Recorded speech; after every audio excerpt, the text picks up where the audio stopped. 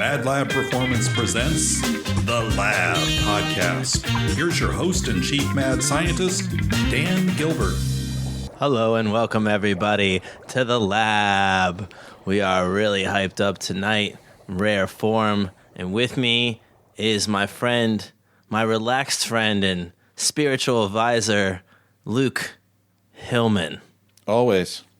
And today, Luke and I will be talking about supplements.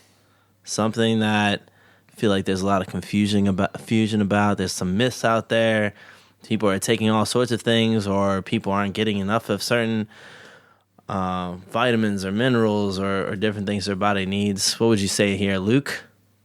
Yeah, definitely. I think we have to go through just kind of the myths, the fads of this of supplements, when to use them. Wow. People can find themselves in quite a quandary, I'd say. Definitely a quandary. Definitely a quandary. The purpose of this podcast, we're just kind of going over some general information, dispelling some myths based on research that Luke and I have read. We're not going to go in depth of the research, at least we don't think that we are at this point. But we are going to kind of do some quick hits on some different things and some things that we see in not only in the gym, but outside the gym, just for people trying to be overall healthy and their confusion with certain items. Is that pretty accurate? Kind of long-winded response, Luke? Yeah, definitely. I'm ready to get started. Definitely long-winded? Yeah, let's just get this rolling. Okay, all right. I think we should probably start with what a lot of people supplement with all the time is protein. Yeah. Correct? Yeah. Now, Luke, what would you say is the protein that most people are familiar with? Whey. You're talking about whey protein powder. From a supplement standpoint. Take me through why you think this is the most popular. You used to work at a supplementation storefront, right? Brick and mortar shop. Absolutely, yeah. Right? So you're very, you've seen people's questions, their confusions. Yeah. Their over or under indulgences. Yeah, absolutely. So when it comes to the protein, it's the most, when you're online, you look up anything fitness related, tell me you don't see an ad for some type of protein powder. Oh, 100%. 100%. Okay. And so basically what's being is kind of be pushed there is you have to drink this to get like me. You have to drink this shake. Some picture of somebody who ripped. Yeah. No beer belly to be seen. Yeah, none. No bear claws, Danishes being eaten every meal or anything like that. It sounds like a sad life, to be honest. It is a sad, it's a sad life. Sad life. But they drink that, they are like that individual. Yes. Ripped, cut, yes, unstoppable. Yeah. Because of that. All right, so whey protein is the most popular. Why is it the most popular, would you say? Like, why not casein, or why not some kind of plant protein like pea or rice or egg protein? Well, one, it's easy manufacturing-wise. Whey protein is just a lot easier to get out than a lot of the others. So it's easier to hold a price. Yeah, easier to hold a price. Quality can range in whey protein. So, I mean, there can be a lot of filler. And I think you can get a lot of filler in almost anything, right? Yeah. Which is a dangerous thing about supplementation, because it's not, almost all of it is not regulated by any overseeing body, right? Any third-party body like the FDA or something like that, right? No, it doesn't have to be. Some companies. So your own research becomes paramount. Absolutely. Okay, continue. So naturally, whey is pushed as the biggest, I would say, muscle building protein because it contains the highest amount of leucine, which is how we convert its protein synthesis. It has the best amino acid profile, so therefore, what Luke is saying is that in his super scientific way, is that way. You see that pun? Not even intended. Not even intended. I know. That the protein breaks down faster in your body, gets into your bloodstream, and starts giving you the benefits faster than other forms. Yeah. Right. And plant proteins, a lot of the plant proteins don't have as complete of an amino acid profile, or they don't have a complete amino acid profile. Is that what you would say? Is the issue with some of those? Yeah, a lot of them use, not all of them, but a lot of them use just pea protein. It's the cheapest form for plant-based. And it does not have the leucine. Or if it does, it's very low. Mike can fact check us on that. Fact check us, Mike. Do something over there, I'd say. Yeah, he's really slacking tonight. And then we're literally sitting in Mike's house, which he's converted into a studio, hybrid kind of thing, using all of his equipment. He edits our podcast. He comes up with the intro music, which I think is amazing. Gets me hyped up every single time. He just beat me to every idea. Yeah, so that's what it was. I thought about it first, but Mike just, Right, Mike? We're going to have a Luke Hillman studio one day? Someday. I'm reading. You are correct that pea protein is about 9% leucine by weight, whereas the whey proteins 10 to 11. Yeah. So definitely as a goal, is obviously typically people who are on higher protein diets want to build more muscle, right? Right, yeah, that's the goal of it usually. So if you don't have the key amino acid into protein synthesis, the protein is just kind of worthless. Right. From that standpoint. And I think one of the big things to look at from protein, why are you taking protein? Like, I want to build muscle, right? Yeah. When should I take protein versus do something different, like eat food or whatever? Like, why am I taking these protein powders? I mean, it can go two ways. I mean, from a personal standpoint, I use protein powders just simply because it helps me get my protein needs in during the day. Okay. So just, How much protein are you taking a day for yourself? Right now, probably 200 to 230. 230 pounds of protein? No. Grams of protein. It's a joke. I know, I understand. I'm glad that you picked that up. You're quicker than a rabbit. Mentally sharp. That's it. Okay, so you're doing 200 to 230 grams of protein. How did you come up with that number? Well, I went for one body weight and then also desired body weight. And then, because currently right now I'm about 215 pounds. So you're trying to get a gram per pound of body weight. Yeah. Which really is pretty standard in... Some say gram and a half to two. Yeah, in the weightlifting community, when you look at bodybuilders or powerlifters or even athletes. Yeah. It's a pretty standard number, for sure. Everyone's a little different, too. That's true. And that's another thing. So you take it, and correct me if I'm wrong, but you take it because maybe it's hard for you to get enough food to fit in there? Just because sometimes if I honestly don't have an appetite, I don't feel like eating. That's the same thing that happens to me. I get too busy, and so that's why I supplement.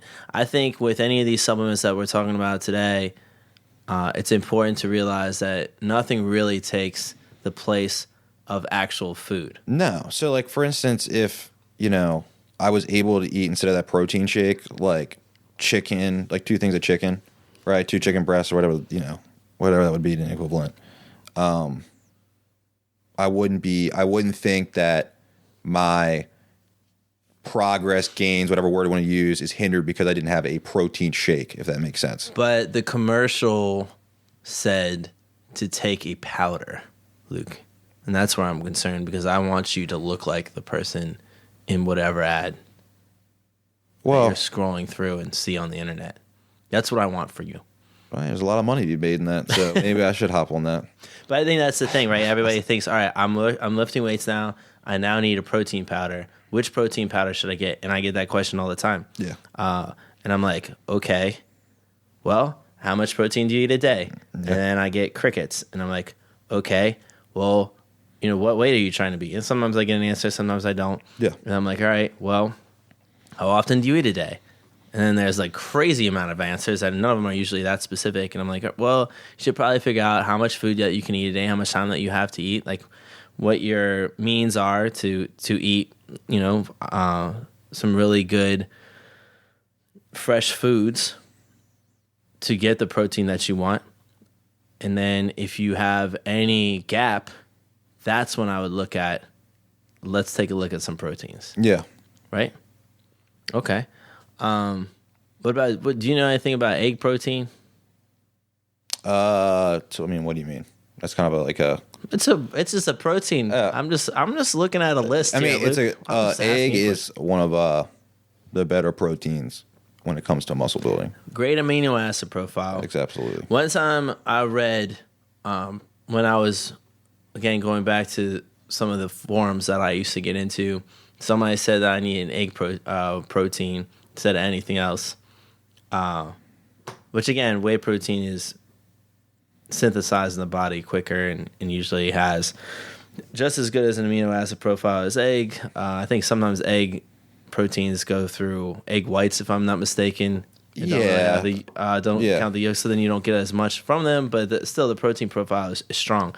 So I got an egg protein one time, and I was really trying to get ripped. So any protein that I had, I never got flavored because I didn't want any of the extra sugar or anything like that. And that's another thing you got to watch out for. A lot of these supplements and proteins to taste good, they have a ton of sugar in them, or they have like some fake sugars or some other chemicals in them. So it's something to be aware of. So I got just straight egg protein, no fillers at all. It is terrible. Arguably the most disgusting thing you will ever get. As soon as you open it, the first thing that happens is it explodes out. Yeah. So the powder explodes out. It sticks to everything. Yeah. You can't get it off anything, and it smells and tastes heinous. Yeah. I'm not saying that's all egg protein. Obviously they can put whatever in and like make it easier to mix or make it so that it doesn't explode out of the bag or make It's also super expensive. Better. It is. As compared to So I wouldn't recommend going that route unless you are just over the top. Bordering maybe on crazy, which I was. Maybe M. Who can tell? What about casein? What do you know about casein protein? Slower digesting. It's sold as not your greatest to have right after a workout. Now, if you're in a bind and all you have is a casein type protein, which is like your milk, a dairy is typically a casein protein. So is whey, right? I guess it's kind of like an offshoot. Like it's like a byproduct of the dairy. Yeah, but you can, even from a powder form, buy specific casein protein. And just because it's slower digesting, they recommend you take it at night to help with hunger and stuff like that. Okay. But like I said, you get that from yogurt. You get that from milk. That is casein protein. So if I had that after a workout, like milk and yogurt, yeah, it's slower digesting, but it's still protein, high quality protein. So maybe it's got its place if I have any big lapses in protein intake. So like overnight or maybe a certain period through the day, excuse me. Like if you don't want to like munch too much at night, it might be an option. So You know what I maybe mean? if you're, maybe you're trying to lose some weight. Yeah. You have some trouble snacking at night. Yeah. Take some casein proteins, and then you're getting some. But you should not just rely on that. You still should have a healthy, balanced diet throughout the day. Yeah, and I think that's important in anything. If you're having all supplements, and I had a friend that, because we all have those over the top friends. They like whatever they're into. They're in like if anybody's watched South Park, they're like Randy Marsh. You're in at not at 100%. You're in at like 240% of whatever is going on at the time. And I had a friend that was so into supplements that we had gone out one night and had drinking a bit. And so the next morning I said, "Oh, my head hurts a little bit." And he was like, "Well, let me show you what I got." And he pops his trunk and he's got like 100 bottles. And that is not an exaggeration, like 100 bottles of different things in his trunk of different supplements that he bought. And I was like, what is this? I was like, I don't know. I'm not even heard of half of this stuff.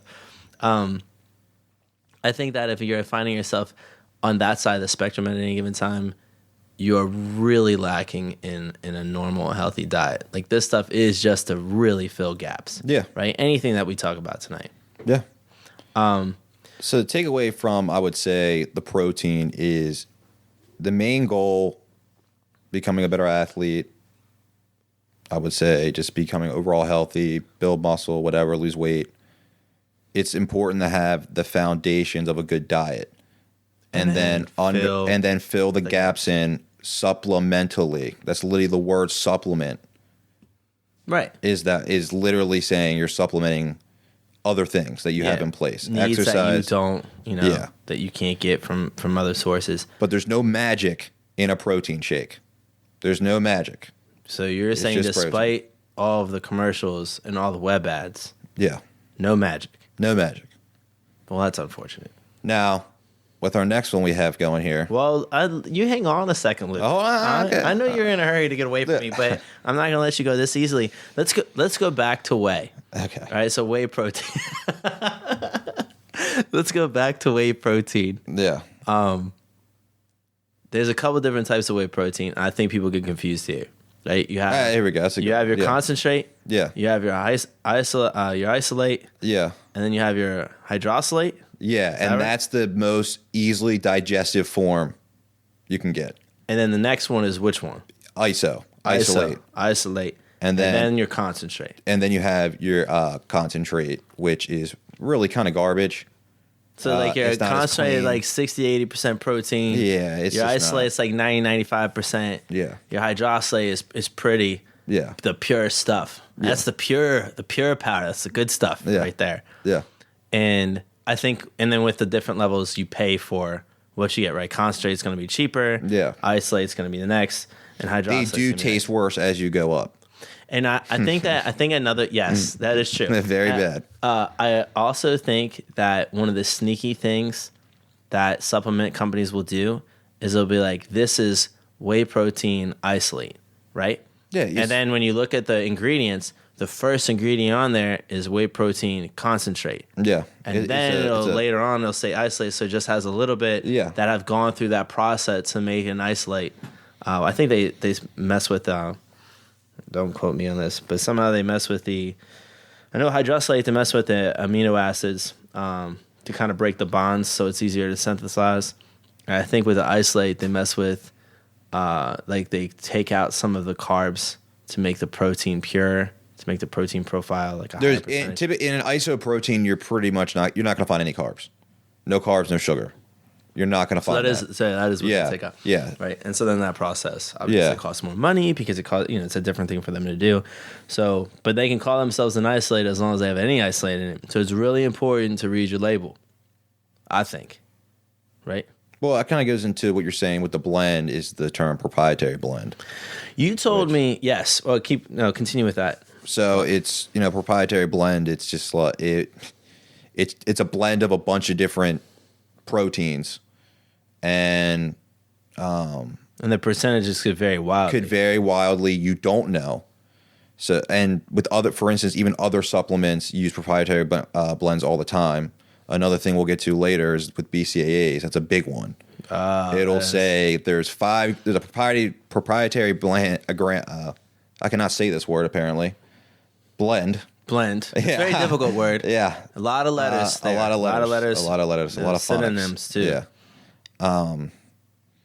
Wait, a lot of syllables, not synonyms. Continue. Synonym for blend would be like mix. We're now way off the beaten track. Yeah, you're off the beaten track. You gotta get me back. I'm gonna bring you back with this. Yeah. So you said something very good interesting. Strategy though. Good strategy, buddy. Thank you. Yeah, I like to distract a little bit. Yeah. It makes you better. I'm just trying to build character for you. You said something to me earlier this week, actually, when we were kind of talking about doing this podcast. You said something interesting about why you would never get a protein powder that had creatine in it. Yes. Can you go into that? Because that's something I've never heard before, and I thought it was a really, really cool thing. It's what's the term amino spiking. That is taking amino spiking is basically the best way to describe it is they say that there's 20 grams of protein in this powder, but realistically there could be, if when it's tested, it could be 15, 14, even 12. It's when they put the creatine in there, it can mask in testing the actual protein that you're actually getting, if that makes sense. That makes plenty of sense to me. That's something I've never thought about before. And again, it's another sneaky way. Really, any companies that are trying to make money, you should never trust, and you should always do your own research, especially companies that are not going to have to answer to any other third party, right? Yeah. There's no oversight. No. Other than, their own company. Yeah. And then their goal for that is for them to make money. And a lot of times they'll try to skip steps to make money. And I think that's one that I feel like I'm pretty educated in this stuff, and I never knew that. Yeah. So Yeah. Another thing to look out for, everyone, which is a wonderful segue into our next one. Luke, take us through. You sure? I am sure this time. I'm not gonna get in the way here. Take us into creatine supplementation. Creatine. Start off with one. How many times do we hear it? Steroids. Yeah, creatine is steroids, right? This is probably considered the most magical, or like viewed as the most magical supplement out there, I would say, in perception. Yeah, I feel like people think they take a scoop of creatine, they're immediately going to become some kind of hulking beast. Yeah. And they feel like for some reason it's like a steroid derivative. Yeah. And they are going to become as angry as some hulking beast. Figure this out for us, Luke. Well, when it comes to creatine, I will say one is the most researched supplement out there. Yeah, it's definitely one of them for sure. It's the most. And Mike, you can actually fact check me on this. Fact check us, Mike. If I'm not right, I'm getting off this damn podcast. Damn. Yeah, that's how right I think I am. Well, I like that. Continue. Yeah. So let's go. What does creatine actually do? Creatine, in short, is. Do you want to go into the science of it? Or want to kind of get just kind of go over? It's great. I want to go what you want people to know about creatine, so they're not confused. All right. One, creatine does aid in muscle recovery. Okay. It definitely aids in muscle performance. And yes, it can help you. It can aid in becoming that hulking beast. Aid. And so it helps in ATP. ATP production. Right. So then you have more energy for most of the rep ranges of lifts that you're going to have. It's going to benefit You're you going to need across the board. ATP, right? Yeah. And so with ATP, if you have more ATP, then you're going to be able to handle more volume. Yeah. Right. And then that's going to help. More volume is going to help you build more muscle. Yep. Right. Also, you're going to be able to be stronger and more powerful through different lifts and movements as well. Right. Yeah. And by aiding in recovery, it helps with that muscle soreness. Yeah, because it helps with cellular recovery as well. Yeah. Right. So you're able to push yourself to that limit, but then also not feel like shit. And I think one of the things, it does actually help with hormone production. Yeah. And it's not, it doesn't have some crazy effect. No. Right? We're not trying to hype this up. Yeah. It's not like taking testosterone. No. It's not like taking any kind of steroid or anything like that. It's just an aid. Yeah. And over time, it helps these things. And you can have a pretty significant increase in your lifts or your general athletic performance. So when I say general athletic performance, just like, maybe how fast you do a linear sprint or like how far you can jump or how high you can jump or something like that. It's not going to necessarily have a drastic effect on how you shoot a basketball or how you make a tackle or anything like that. Again, it just helps the things that go into those sport specifics. So your general athleticism can be aided by creatine. Yeah. Right. And Luke is correct that it is one of the most researched supplements in history. There are over 1,000 studies on creatine. So if you really want to get into it, look up one of the thousands of studies or even better, you know, take a group of the studies. So take a meta-analysis. Is usually the best way to take a look at anything. And a meta-analysis is a group of similar studies on a specific topic, and then with that group, you have more of a chance of knowing exactly what's going on with whatever is being researched. So I think that's a good thing to look at for anything you're trying to research, right? And to the research, most of the research is done on the form of creatine monohydrate. That's another thing we have to be specific about. I think so too. And honestly, I do take creatine, and I only take creatine monohydrate, and I don't have it blended with anything else. I have no issue with monohydrate. Obviously, I use it every day. Yeah. You know, So do I. personally, I love creatine. So the only other form that I wouldn't mind taking is hydrochloride. It's a little faster absorbing. Oh, sorry. I'm creating a lot of noise into the mic. I have busy hands, and I've always got to be doing something. So if you just heard some extra sound, it was just me causing problems. Trying to get me off track with this. I know, man. Yeah. I'm just, again, it's just character building. I literally got finger pointed at by Mike. So like I was in third grade again. hydrochloride is a more absorbable form of creatine. So both are like the way I best describe it is creatine is creatine. It's just the vehicle it's being delivered in. Oh, so okay. So I am Danny Gilbert. Yeah. But I'm Danny Gilbert, and I'm going to come to the party regardless. Yeah. But I may arrive in an Uber. I may arrive in a limo. Yeah. Okay. All right. I got it. What an analogy. Yeah. So that's kind of the way I use to describe it. But any other forms, I don't care about any other form, really. When it comes to monohydrate, will get the job done. It's sometimes hydrochloride is a little better if you have stomach issues. Okay. Because monohydrate can build up in the gut, a little harder to digest. And if you have maybe some gut problems, then you could have a little bit of buildup, and you could come up with some maybe some irritation. Yeah. So I mean, case by case. But like I said, overall, and everything's case by case. Yeah. So I mean, overall, it's not me taking creatine hydrochloride. Let's say you take monohydrate. Doesn't make me.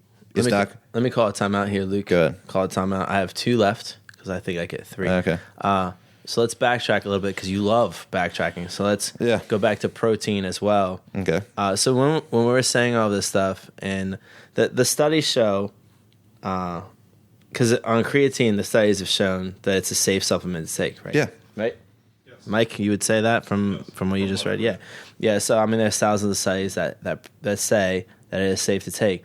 Protein is another one as well that I think had some weird studies in the beginning that said it can cause kidney malfunction and stuff like that, but that was only in people that were on dialysis, had 1 kidney, had a host of health problems. Anything can cause a problem in some kind of crazy scenario, right? Absolutely. Yeah. So we're just talking about a general healthy individual that these supplements are safe to take. Yeah. Right. Protein's safe to take. Yeah. If it's a good protein, right? Yeah. And then creatine, if it's a good and trusted brand, then it's safe to take in a normal, healthy individual. Yeah. Continue with what you were talking about. I know I threw you completely off track. No, if you come back on track, I'll be impressed. I mean, going back to the vehicles of creatine. Uber or limo. Yeah, I got you. So either one doesn't make you better, if that makes sense. It's not that, creatine hydrochloride will make me. Is it more expensive? It is a little more expensive. It is. Okay. Hydrochloride is a little more expensive because it's more absorbable. So then you can kind of make that decision, right? Yeah. You can go, all right, I feel good off of both of them. I don't want to spend the extra money for hydro, so I'll just go with the old mono here. Yeah, and with the monohydrate, if you have some stomach issues, I mean, just space it out throughout the day more. Don't take as much in one sitting. That makes sense to me. Where do you want to go next? Definitely have to go to the pre-workout. That is exactly where I would like to go. So, by the way, I am not allowed to take pre-workout because of any sort. dictated by my own staff, actually. I didn't have anything to do with that. I know, Luke. I'll let you do whatever the hell you want. I know, and I love that about Yeah. you. But apparently, I have way too much energy. I talk way too fast, and I seem like at any moment I could run through a wall. Mm-hmm. So we're gonna have that as our intro to pre-workout. I don't even remember which pre-workout I took, but they're all vastly, vastly different beasts. Yeah. I would say. Pre-workout. Take us through why somebody would take pre-workout, and then some of the mistakes that are made. Well, one, pre-workout is advertised as you need this to go work out. They do market it pretty good. Yeah, it's marketed well. You're right. It's just like protein. Yeah, it's just like protein. All right, because that's another question that we get all the time, right? I'm gonna work out. I just started working out. I just started going to the Some gym. of the best marketers work for supplement companies. That's very true. I mean, I'm going to work out, Luke. I'm doing my bicep curls. I'm doing my bench press. I need a protein to take afterwards because otherwise I'm not actually lifting. yeah. And then I need a pre-workout before, otherwise I can't actually go to the gym. Yeah, That's exactly. what we hear that a lot, right? Yeah, absolutely. So, I mean, pre-workout, typically your general pre-workout is a bunch of fluff products with a lot of, typically they're super high stimulant. There's like 400 ingredients. Yeah, 400 ingredients. Just, I mean, they've come a little ways, I would say, than the earlier pre-workout crap. I took one time. Yeah. I think it was like called like Animal or something. Yeah. And I thought I did a conditioning workout. So Yeah. you know how I like to do conditioning workouts. Yeah. I like to do jiu-jitsu and stuff. And so I'm all about like whatever is going to help me fight. Yeah. And I did this crazy conditioning workout, and I could not get tired. Yeah. I could not get tired. The only thing that I thought that was going to fail on me, not my muscles, not my lungs, I thought my heart was going to explode out of my chest. Yeah. And my heart rate did not slow down for another hour after my workout. Yeah, That and is not that's- exaggeration. But that's not It what was- you want. There's other, and as research has come out, there has been more pre-workouts that are out there that strive more to give you nutrients, not just caffeine that you need during a workout. For instance, BCAAs, which we'll get into, like I said, later. See, I think that's also something that pre-workouts were kind of grounded in. We're like, this is energy that you need. Yeah. And they're just loaded in caffeine. Yeah. And you're like, so you're pretty much just giving me coffee and espresso in just large amounts. And it also depends too with when it comes to taking a pre-workout, is you obviously you don't need it to go to the gym, but if you need a little wake me up or whatever, you don't like coffee, there's other options out there. And I get it, but at the same time, it's not going to lift the weight for you. And also, when it comes to these workouts, you kind of have to really assess how hard you're working. What's a famous pre-workout that you see used all the time, or that you have in the past that you would not recommend? Is there one that you can remember or anything like that? Am I allowed to use the name? Yeah. Screw it. Yeah. Use a name. We'll edit it out later if we can't do that. Go ahead. Probably C4. C4. Mike, At least the original C4. Mike, can you look up the ingredients on C4? Mm-hmm. Mike's taking notes of where this is. This in the might be cut. conversation. No, this won't be. Not if it's up to Dan Gilbert in his limo. So why Mike looks at it, because it just interests me. I feel like almost more than any supplement out there, that pre-workout has the most fillers, and they just all of a sudden will come up with stuff and say, we have this, and it's marketed. Like, what's the thing that makes you feel like your skin is crawling? Beta-alanine. Yeah. So more beta-alanine means like it feels like it's working more. So people will pump. Even in the earlier days, and even now, they use niacin instead to give you that flush feeling. Right. And that's so it's not in beta-alanine. There is actually some science behind beta-alanine. So I mean, there is. So I get it, but niacin, like that is literally just to mess with you, to think that you're feeling certain, like you literally feel flushed. Right. And then you're like, oh, my pre-workout's kicking in. Yeah. So it's almost like a timer. Yeah. So thank you for giving me a chemical that almost like acts like a timer that doesn't really do a ton for me. Yeah. Or maybe anything, and also can be detrimental in large doses. Yeah. Just so that I can be like, I am now feeling the effects. Yeah. Right. And I think that's one of my biggest issues with pre-workout. That and just like, some of the amount of caffeine that they pump into them. Yeah. Like, I'm not exaggerating. My heart rate, I was genuinely worried. My heart rate did not slow down off of whatever I took. It was like some kind of animal sound thing. I think it was called animal, maybe. If that's not correct, it's whatever. But, my heart rate was the same as when I just finished my workout. And I thought my heart was going to pop out of my chest. Okay. You found it?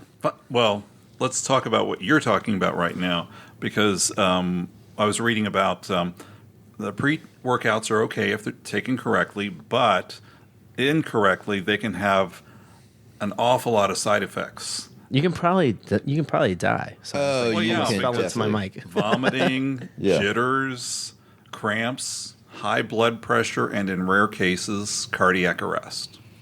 Yeah, well, And not to mention taking high stimulant stuff, the damage it does hormonally. right. You know what I mean? It just messes with that. So Plus, what happens if you're prone to anxiety? yeah. I Right? mean, don't get me wrong. I take caffeine, but I know my limit, and I do not go over that limit. And I know my limit, and I've done long spans without caffeine. I've done with. I've got all. You know what I mean? I've done all that, tried all that stuff, and so I do. Like caffeine, but I know my limit. And if I do, even if I accidentally go over that limit, or I decide for some stupid reason to go over that limit, I feel it. I feel edgy. But tired and edgy. It's like a crash.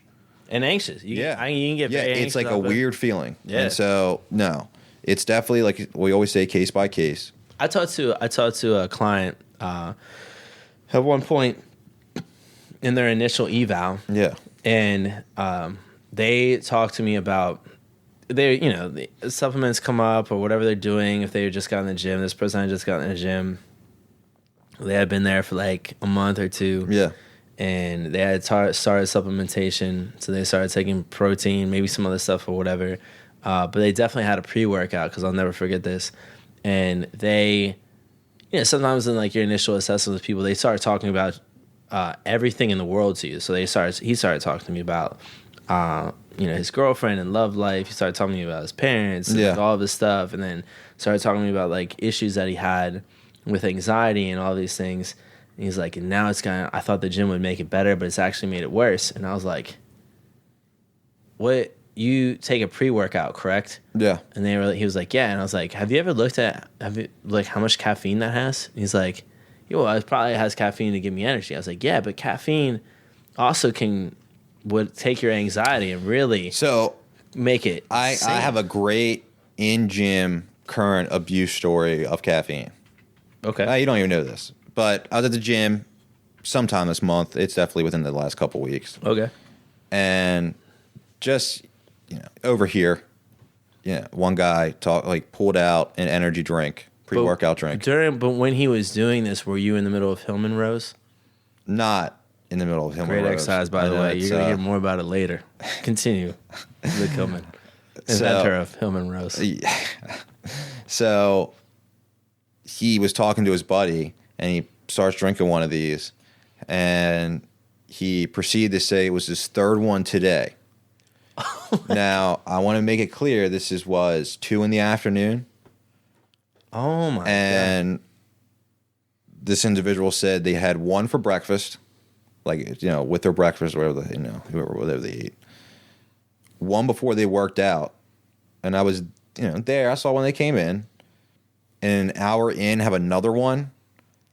That is what you call, and I know how much caffeine content was in this certain drink. So we're talking about just to 2 o'clock, 900 milligrams. What was the drink? What was it? We'll edit it out. We'll edit it out. No, we don't need to, but it's a popular one. And it's actually not the one you're thinking. I have no idea. Okay. Actually. But I know they're 300 milligrams apiece. So 900 milligrams of caffeine. Oh my God. How much Mike, can you look up how many milligrams are in a normal cup of coffee? 95 for a 12-ounce cup. Depends on the roast, though. True, yeah, True, obviously true, depends. but that's on average because Okay. So Yeah. this guy Yeah. goes, I'm gonna drink 9 cups of coffee before I'm done my workout. Basically, I already know this person. Do I know this person?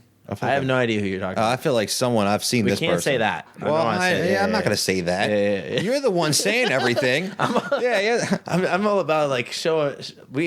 These products need to become Yeah. to the I'm Well, just saying. the individuals. I'm not. the brand of so- pre-workout you were talking about earlier is 150 milligrams of caffeine. Oh, I'm aware about that one. But That the one one. I was talking about It's twice that. Is literally twice that. Okay. What is the brand? I'm not giving away the brand. We're not doing that. All right, Yeah. fair enough. So basically 9 cups of coffee. Yeah. This guy's like, and no one would do that, right? No one would be like, you know what? I'll be honest with you. If I had 9 cups of coffee, I'll be in the bathroom the whole workout. But I'm not working out. But that also happens, right? Yeah. Yeah. So that's another side effect. This also makes me wonder sometimes about like we've been in the gym industry a while. Yeah. You know how you see some super odd things in the gym? Yeah. And then you also see some tempers flare, Yeah. right? And that makes me wonder, I'm like, how much pre-workout have you had Yeah. to be acting this way? Yeah. You know? And then the same individuals, you know, if they have anything mentally going on, that's probably going to be made worse by the amount of caffeine, right? Their anxiety is at an all-time level, and people do some odd things when their anxiety is high, as we all do. And then if they need that much, what does their sleep look like? And the sleep is a basic component Yeah. that needs to go right for anybody that's going to be serious about changing their body, about their lifts, about their performance lifts, or about their athletic ability. Right? That's Everything- like building block number 1. No matter what you're trying to do fitness wise, sleep is needed. You gotta Quality get- sleep is needed. Yeah, No matter you gotta what. get that. Lose weight, gain weight. You know, whoever you Faster, are, stronger. you got to get your basic. Everybody's a little bit different, but I would say you have to be in the range of 7 to 10 good hours of sleep, Yeah. depending on your age, your health. Male or female need different types of sleep too. It's been shown. So, but if you can't do that and you're at like 2, 3, 4 hours a night, and you need to supplement with 9 cups of coffee before you're done your workout, I feel like instead of supplementing, you need to go fix the basic issue, right? Yeah. I mean, anybody would give that advice Yeah. right away. Yeah. And I feel like that person's life would get a whole lot better in a million different ways. Yeah. Because God knows what they're like at home or at work, or if they have kids or anything like that. Well, when I used to work out late at night, I wouldn't even use a pre-workout, even if I was tired, because it's just too late. No That's matter another what, thing. it's going to keep you up, and it just ruined my sleep. And so, But see, that same guy said that too. Yeah. That same guy the case that I was talking about, Yeah. said he wasn't sleeping and he Yeah. was working out late. Yeah. And so he's taking all this pre-workout, not at the level of what you were just. No, talking yeah, about. yeah. But, he was taking a pre-workout. I mean, even if you take, like Mike said, with a certain pre-workout, like 150 milligrams, that can screw up your sleep. Especially if you're working out late at night. Already, you're in that fight or flight by working out. So Yeah, true, already true. you're gonna have to calm yourself down from working out. Even if you had to work like a hard workout and you're pooped, yeah. you're still revved up though. Yeah, true. You know what I mean? I can't that's why I try not to actually, because we have jiu-jitsu classes that are in the afternoon. We have ones that are in the evening, and our ones in the evening are at 7, and then I'm not done in the technique part until 8, and then you fight until like 8:30 or so. So I'm definitely not going to bed after that for at least 3 or 4 hours. Yeah. Me personally, I can't. So I try, if I have to go to sleep at a certain time, I try not to work out late. Like, Yeah. I just can't. No, do it. I can't. Other people, everybody's built different, but No, yeah. I think I agree with you with that. So we've gone through obviously a lot of issues that we have with pre-workout. Tell me where you see pre-workout fit into somebody's daily or weekly routine. Maybe you don't do it every day or however. Like where do you see this fit in From a positive standpoint, from a positive standpoint? one, if you just honestly, from a basic standpoint, hard day at work, you still want to get into the gym, or you wake up early A lot of people do either after work or wake up early before work, typically, Right. and just help give you that little boost. I mean, You like to wake up early before work. Yeah. And it definitely just give you some energy, boost you up, give you a little boost to get through your workout, which is not a bad thing.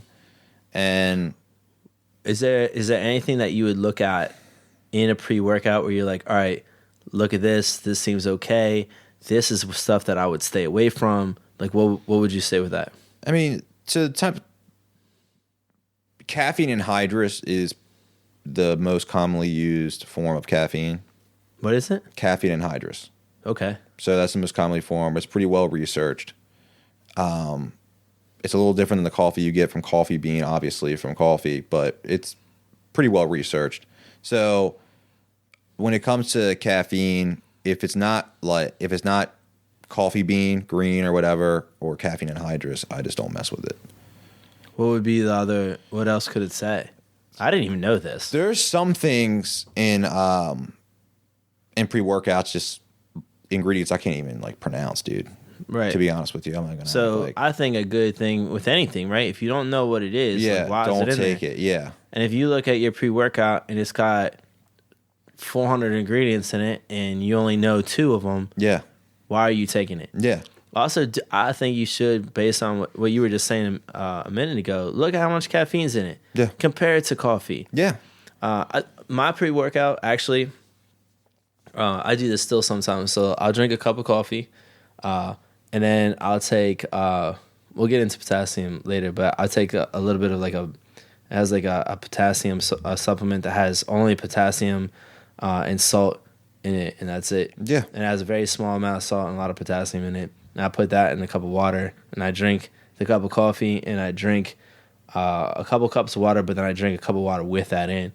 And then that is what I use as pre-workout, because then I'm hydrated, plus I had a little bit of caffeine if I needed the energy. Yeah. Right? So that's, for me, a natural way of doing it. And if I look at a pre-workout and it has more than BCAAs and some caffeine, maybe something to flavor it, then I'm suspect of it. Yeah. Is that fair to say? Yeah. All right, Luke, I want to backtrack to protein again. Oh, okay, cool. No, this is a joke. It's a joke. Nobody worry. Everybody's okay. We're not backtracking. Otherwise, Luke will probably walk out of the studio right now. Probably. We covered protein, creatine, BCAAs. We haven't covered BCAAs that much. I don't know. Yeah. Pre-workout, protein? creatine, and protein have been covered. Yes. BCAAs we're going to touch right now. Yeah, we're going to hit that right now. All right. Yeah, I'm thinking this is a good segue, right? Because a lot of pre-workout has BCAAs in it, Which is a good thing. That's actually a good thing, I think, in a pre-workout. I think so too. Yeah. I mean, obviously, we can get to that proprietary blend before you cut me off earlier. Oh, sorry. And so when it comes to BCAAs, name the BCAAs, your branched chain amino acids: leucine, isoleucine, valine. Okay. Those are the ones that are essential. Essential. Okay. All right. So those are considered the branched chain aminos. Right. All right. Obviously, you want your BCA to have the more leucine than anything else. Because that's what helps with protein synthesis? Yeah, we went over this with the protein. Yeah. I know. We can always backtrack, make you happy, but That does make me. I love backtracking. I like going over the past. I'm a big past person. yeah. And Who cares about the future? still have that high school jersey? Yeah. Heck yeah. Heck yeah. Number 2. So back to the BCAAs. So proprietary blend can say I have 4 grams of BCAA All right. in this product. What's that mean? You Could tell mean me. anything. It could mean anything. You don't know how much leucine, valine, Proprietary blend. Yeah. What a clever. It's genius from a marketing standpoint. Right. It is. From selling products, it's genius. I would never want to make money that way. Like you're just disguising things. I'll think of a good analogy. I do think at this point, though, the supplement company, there is voices out there speaking on this. Which is good. I think supplements have come a long way. They are. There's since the definitely. beginning. I mean, obviously, there's trash, but there Do you is. Do you remember what Andro was? No, this had to be before my time. It was right when creatine was getting really big. There's a supplement called Andro that had that ended up getting taken off the market because it had some kind of. Can you look this up, Mike? Something to probably why they blow out took your liver? Android off? No, I think it had a steroid base to it. Oh, But that's how that was like the extreme end of what supplements could be, right? You can put Yeah. anything in there. You can Yeah. be like, you're like, all right, well, here's our proprietary blend, and really a proprietary blend is just like a bunch of rat and mice hair. Yeah. You know, like it could really be anything. And Andro, I believe, had some kind of testosterone booster, or actually some kind of steroid in it. yeah. But I'm not positive. So when Mike looks this up, he'll get back to us. Continue with your proprietary. So I mean, that's really it. Whatever. So you just want to like if it's a BCA, it's proprietary blend. Don't You're get good it. at saying that word. I I'm don't getting think better. I can. I'm getting a little better. I'm not confident in saying it at all. Get rid of it. Don't try to get that one. BCAAs overall, what they can help with is hydration, that onset muscle soreness. You actually were just telling me about this in your personal experience. So actually, yeah. If you don't mind me interrupting, I'll go into it because I was doing. I play with anything in fitness, so like I have to try everything so that I can speak on it intelligently. Plus, I just like experimentation anyway. So I was experimenting with intermittent fasting is what I was experimenting with. So I was having trouble lifting because in the morning I would lift and then I would go do jiu-jitsu and we go through our techniques and stuff and then we fight. So you have pretty much a 2-hour period where you're very active and fasted. Yeah. And I mean, you know what that feels like when you don't, even if you're not fasting and you're lifting or doing something intense without eating the right stuff beforehand, your muscles start to ache and burn in a weird way. Yeah. It's like not the normal muscle ache of you failing or anything like that. No. It's just like it's a burn. It's like a Yeah. different thing. Really, if you wanted to reproduce that burn without having the nutrition, without screwing up your nutrition, you could drink a ton of a diuretic, like a coffee. Yeah. You could drink a bunch of coffee and then try to do a high volume workout on one muscle. Yeah. And you would have that crazy burn. Yeah. Because I feel like it's like it's a lack of ATP and then water being drawn out of the muscles and stuff like that. Taking a BCAA supplement got rid of all of that for me. And I don't think it was. I'm a pretty objective person. I don't feel like I did it enough with different things to think that it was not a placebo effect. Plus, that is something that they.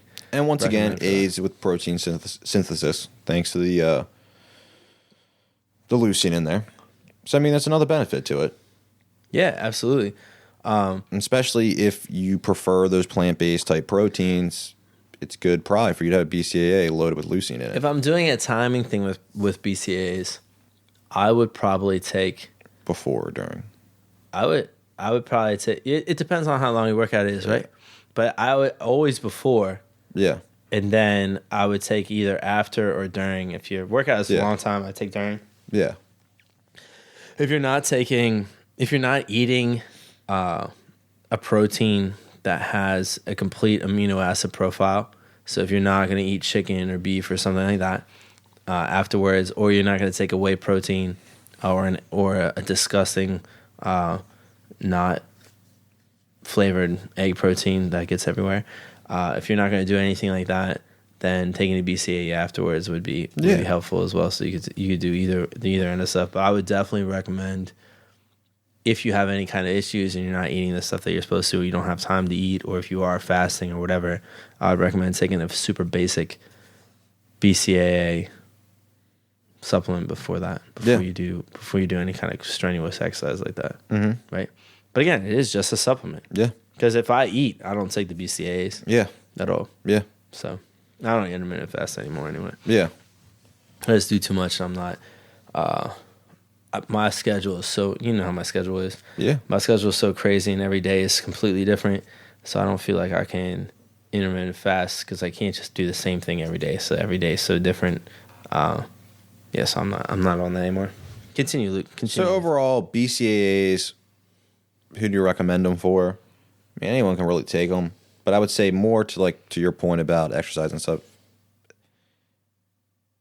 If you exercise pretty hard, that's when I would probably recommend them more. Yeah, you'd have to be. Yeah. You're high volume Athletes. people. Yeah. But high volume athletes, Yeah, right? yeah. Something where you're just doing a lot of volume, especially on specific muscles, where you feel like you're starting to get that burning, you're wearing down, you're not able to get the food beforehand, or you are in some kind of IF, like intermittent fasting scenario, and you're going to do something with a good amount of volume. Otherwise, then I would just tailor the volume based on how you feel, like anybody would with lifting. So it's really if you have to do a certain workout based on what you could do it for maybe it's work, maybe you're military, or something like that, like some kind of like tactical position that you have, or you're a fighter, or you are like doing some kind of fasting and need to, like, whether it's for intermittent fasting and you're doing that specifically, or you do it for religion or whatever, it's a good idea to do BCAAs beforehand. So that's who I would recommend it for. Yeah. I missed anything there, Luke? No, I like that. What's the next one? Let's. You know what? It's We can really. throw these all together, I think. I think you can. Mike, go ahead here. Okay. Interesting enough that you're. Can you pronounce the androphilia thing? I can't. That was Dan. Oh, okay. It is considered possibly unsafe. Possibly unsafe. There's a lot of research, and it actually made the product well known back in 1998. Mark McGuire. Right. He did his breaking home run record back in 1998, and he admitted that he had been taking that.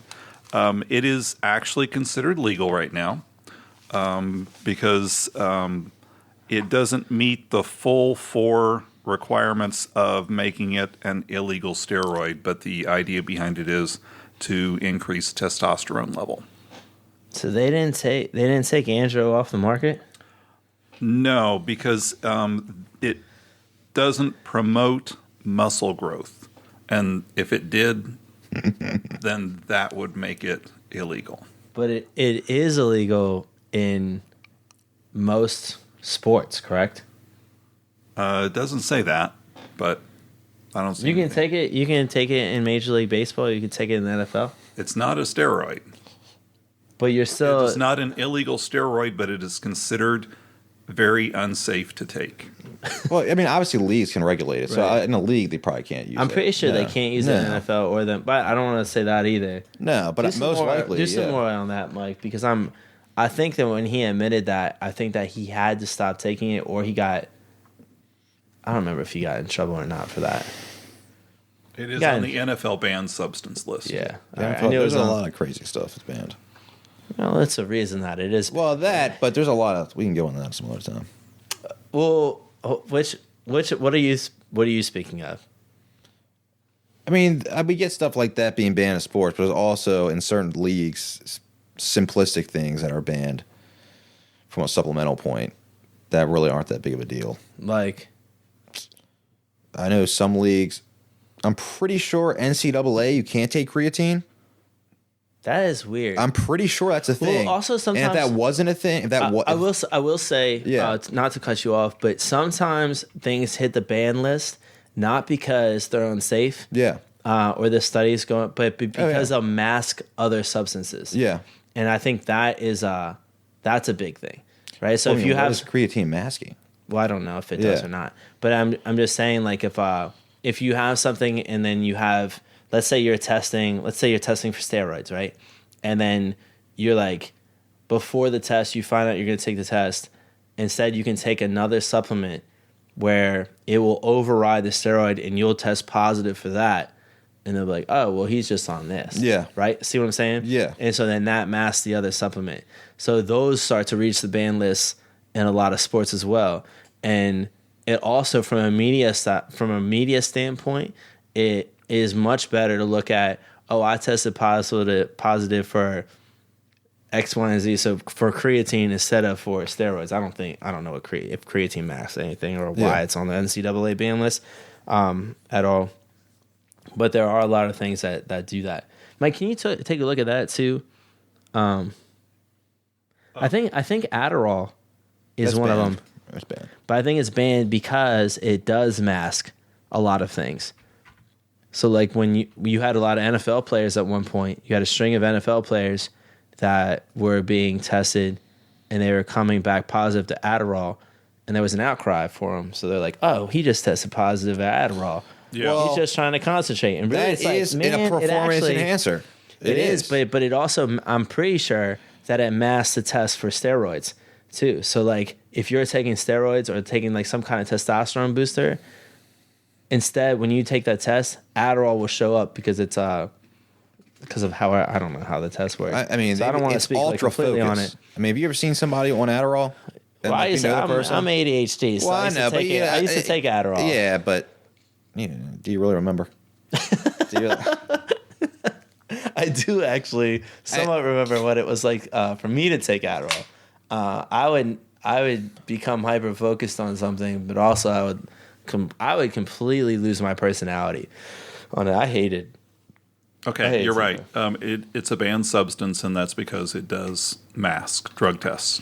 Yeah, so I think that when people get mad at the end, I'm not sure, again, if creatine will mask anything, but a lot of the substances that are banned aren't banned because they're unsafe, but they're banned because they mask unsafe substances in the test. And so when they tell these people they're going to take a test, they could be like, oh, I'll just pop some Adderall, and then I'll go take my test, and then I'll test positive for Adderall, right?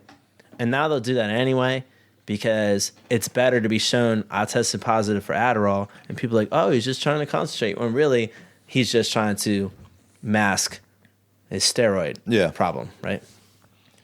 And also, I mean, these guys are smart. They cycle, man.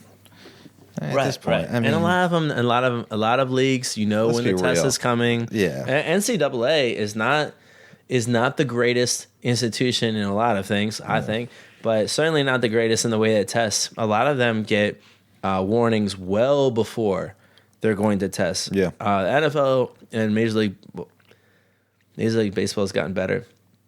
NFL is pretty good about random testing, but it is completely random. And there's a lot of players. Yeah. And there's not necessarily a lot of testing compared to how many players. So if you're cycling, the chances are of you getting caught are pretty low, which is why you don't really catch a lot of people every year, right? Yeah.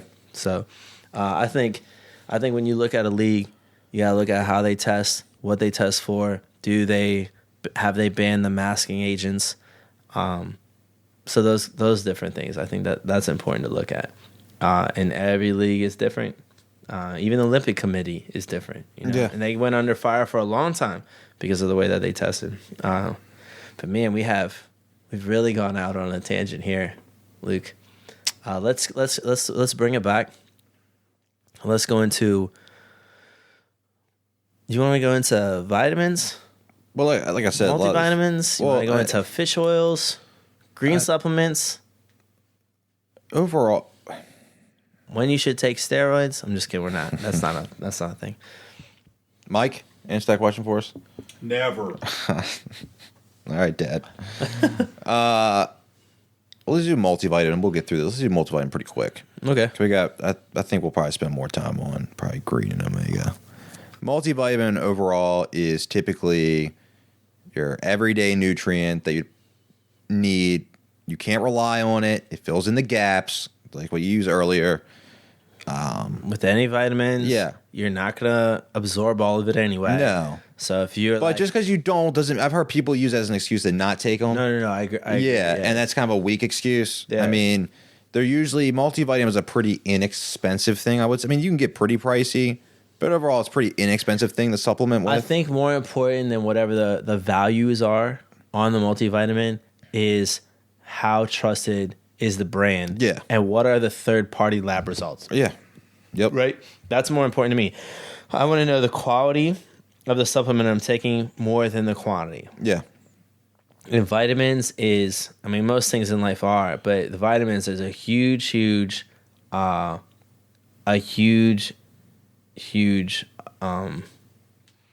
whatever I'm saying. There's a very big importance on quality over quantity, is what I was trying to say, but just not in the best way. here. Yeah. Don't make fun of me, Luke. I can't take it right now. I'm too fragile, I'd say. So more than anything else, I want to research my brand. I want to see how trusted my brand, how long they've been around, maybe what are the ratings on it, and I want to see, is my brand third-party tested? What's that third party like? Do they have any interest in that brand or whatever? And I would go from there. Always do your own research on these supplements. Is that fair to say, Luke? Absolutely. What else about multivitamins, vitamins? Time and place for them. There's always a time and place for all of them. Did you want to go into potassium since you personally take it? Yeah. So let's continue on vitamins for a second. Multivitamins, right? I think almost everybody should take a multivitamin supplement. I agree. Likely, if you're just taking a normal multivitamin supplement, it's nothing over the top and it's a trusted brand, it's going to hit something that you're not getting. Right? Can we agree with that? Yeah. It's so hard as a human being, really, I'm throughout time, to get every vitamin that your body needs. The body is super complicated. Everybody's different. I think that it's a good idea, and a lot of doctors recommend that you take a multivitamin. Yeah. Right? Yeah. I think you should take your multivitamin with food because some vitamins are water soluble. Always take it with food. Right. Because it's usually a disaster for your stomach. That too. Yeah, that too. it is disaster. So take it with food because you could have some reactions if you're on an empty stomach, but then also some vitamins are fat soluble, and it's hard to absorb them without food as well, without taking food as well. Yeah, So, if you're taking a multivitamin, a little bit all over the place, but just to be safe, it just makes sense. Yeah, right? absolutely. Okay, what about specific vitamins? I mean, I don't think we have to go too much into that. I mean, we can go into. It's just based on what you need. Like, do you need immune support? Then you're taking your vitamin C, your vitamin E, right? If you need if there's some general stuff going on, some hormone issues. Maybe you don't get a lot of sun or whatever. It's good to take vitamin D, but it doesn't really ever doesn't ever replace getting actual sunlight. We won't go into sunlight specifics as in what Mike was talking about earlier. I think we can avoid that one. Yeah. Yeah. Sorry to keep you guys curious, but you'll have to ask Mike personally for that one. What about oils? What about the fish oils, flaxseed oils, krill oil? Isn't that a thing too? Yeah.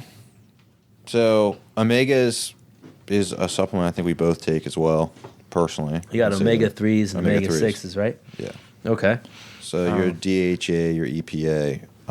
And when it comes to that, definitely look at your brand, know your brand, research your brand. Just make sure that it's pure. And make sure there is good amounts of that DHA and EPA. Some of these fish oils, they say they're fish oils, but it's really kind of crappy oil. It's not high levels of any of those. I think this is a big one where you really, really, really have to do your research. And I think that there's a huge difference between high quality fish oil and low quality fish oil. Yeah. Also, the type of oil is really important. I would always do some kind of fish oil. There's been studies on flaxseed oil. Look this one up, Mike. Flaxseed oil and its absorption rate in people. But I'm pretty sure trying to extract the omega-3s from both the EPA and the DHA from flaxseed is really difficult for human beings to do. So I personally don't recommend flaxseed. I don't take flaxseed oil. So I take a fish oil and I take a high grade fish oil, so that I can get the EPA and DHAs, which are extremely important to you. What do you know about? Do you know any of the specifics about the acids? The EPA, the DHA. Well, we got. I believe it's the DHAs. I always get them confused. The DHA, I believe, is brain, and EPA is heart. I think the EPA is more associated with inflammation. Yeah. So a lot of times it is kind of lumped in. It is kind of lumped in with the heart, where DHA is more. DHA is more into like the brain development and function, especially in childhood, and then also into like eye development and skin and like healthy hair and those kind of things. Yeah, it's a very important. Yeah, and it's hard to get unless you're eating some really good fresh caught But a lot. fish. Yeah, A lot. Like That's a another pretty thing crazy you gotta amount. and no one, mercury, he ain't eating that much fish. All right. That's a danger. Yeah, it's something to be aware of. Yeah. For sure. I mean, yeah, Fish is also pretty expensive. Yeah. You want to try to eat you some want, fresh especially if you want caught quality. salmon, Yeah, especially if you want quality. and which is amazing. But man, it is not cheap. So again, having a high grade fish oil pill, while the high grade fish oil is a little on the pricier side, it's still way cheaper than eating a ton of fish and way easier. And also, you have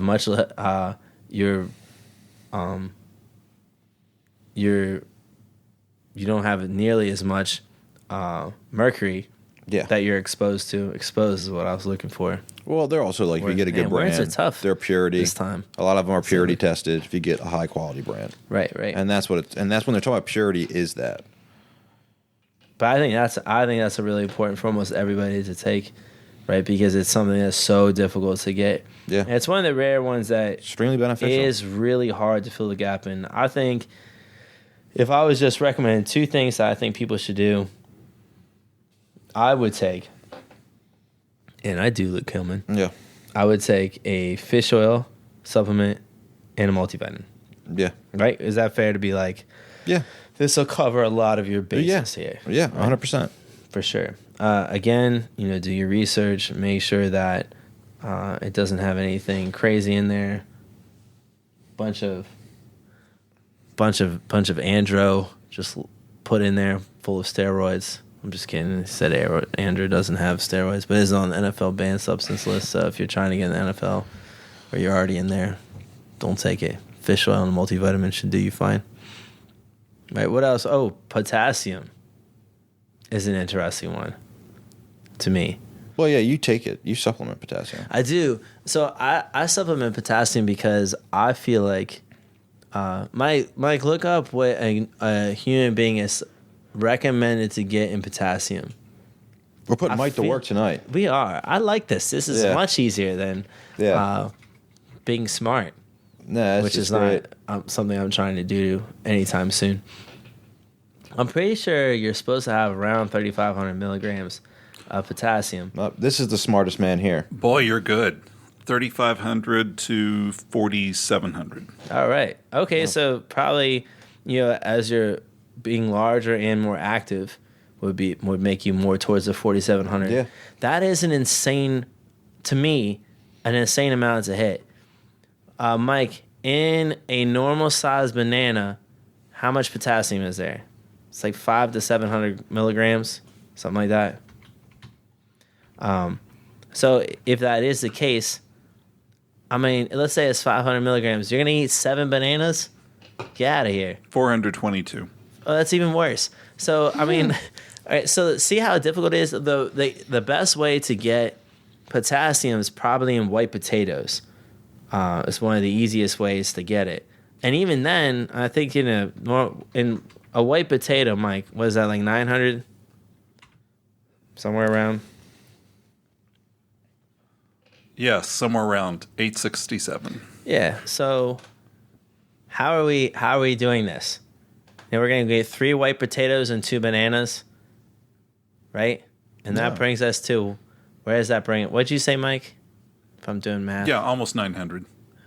Okay, so then we got 3 of those, 2,700, and then we get 2 of the 400, 600. All right, so that brings us right around. So we have to eat 2 bananas and 3 white potatoes every single day, right? To me, that is a lot of that's a lot of simple sugars. So if you're trying to stay away from weight gain, like I'm cutting weight right now, that becomes a very difficult thing. Plus, it's hard for me to remember to eat that much potassium with everything else that I eat. So I take a supplement. I just take 1 scoop of 1,000 milligrams just to give me a little bit of a head start. You have to be very, very, very careful supplementing potassium. Really, really careful. If you overdo potassium, there's some serious health effects. So you have to, if you're going to supplement potassium, you have to be very aware of how much you get. I'm very aware of what I eat every day. I actually keep track of it. So I take that because I've noticed if I don't get enough potassium, I start to get a lot of cramps. especially in my calves, in my quadriceps as well. Especially after or during when I'm fighting. Sometimes when I'm actually lifting or when we play basketball, I'll sometimes notice some issues if I have a potassium deficiency. So that's why I supplement it. Again, I would also anybody that's on any kind of specific diet that can't have those foods. So if you're like on a keto diet, for example, if anybody does that, you're not going to get a lot of potassium for the most part. So you should, you get a lot in spinach and stuff. But if you're not getting enough potassium, then you might want to consider supplementing it. You just have to be, potassium is one you have to be really, really smart about and know exactly what your levels are so that you're not going over the board. Because if you do go over, you can have some overdose side effects on potassium. But it's the same as anything else. You just got to study your supplement to figure out, has it been tested? Is it something that's trusted that other people have taken, and is it rated highly? Have people had problems with it? Stuff like that.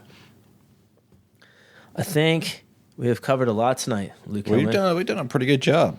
If we cut out your andro tangent, would have done really good time tonight. I think it was important. Yeah. People need to know about andro. They probably did not need to know anything about it. But I found it interesting, and at the end of the day, I don't know if that counts at all. It's like a deranged squirrel. Something like that. Yeah. So let's sum this up. Luke. Supplements, you don't need to eat regular food. You just need supplements. I tried that before. Worked out horrifically, but Probably. I learned my lesson. But no, definitely food, nutrition, fundamentals of nutrition, and I always say nutrition and exercise. Yeah. Are key before you even think about going to supplements. Yeah, and then supplements are, where are your gaps? Why do you have gaps? Yep. Do you have gaps because you didn't know something? And we all have gaps. We do. Yeah. But do you have a gaps because of ignorance? You just didn't know about it? Yeah. Then fill the gap in with, now that you're educated, right? Yeah. Did you have a gap because you're just lazy? Mm-hmm. Try to step up and fill that gap with something. Fill that gap with something important. Fill it with some food if you can actually do that, and be like, all right, well, I'm just being lazy. I just need to eat a little bit here and there. Do you legitimately pretty much know it's not realistic to fill that gap? Yeah. Then we start thinking about supplements, right? Yeah. Supplement we're taking, the less ingredients, the better, just like anything else, right? Especially we want ingredients that we know that is what we're looking for, not a bunch of ingredients that we have no idea what they are. Is it a brand that is trusted? Is it a brand that is researched by a third party that is objective? Then we're starting to look on, this could be a good supplement to fill in these gaps that I need, right? Yeah, well spoken. Thank you so much, Luke. It's all about filling in the gaps. I worked on that all night. I'm sure. Well, thank you everybody for joining us. Thank you everybody for coming to the lab.